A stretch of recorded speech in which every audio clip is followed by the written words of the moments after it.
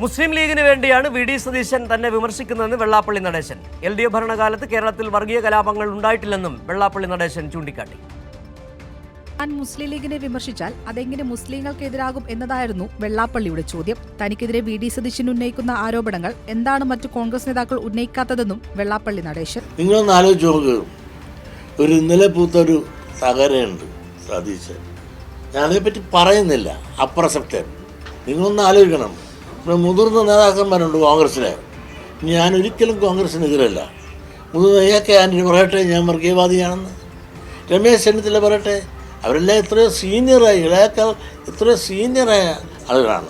അവർ പറയട്ടെ ഞാൻ വർഗീയവാദിയാണെന്ന്. എന്തുകൊണ്ടാണ് മുഖ്യമന്ത്രി പിണറായി വിജയനെ പിന്തുണയ്ക്കുന്നതെന്ന ചോദ്യത്തിന് മറുപടി ഇങ്ങനെ. ഇടതുപക്ഷം വന്നതിൽ പിന്നീട് ഇവിടെ ഒരു മാറാട് കലാപം ഉണ്ടായില്ലല്ലോ. അത് മുമ്പ് എന്തെല്ലാം കലാപം ഉണ്ടായി, ഇതെല്ലാം നിങ്ങളൊന്ന് ഓർക്കണ്ടേ. കൈരളി ന്യൂസ്, ആലപ്പുഴ.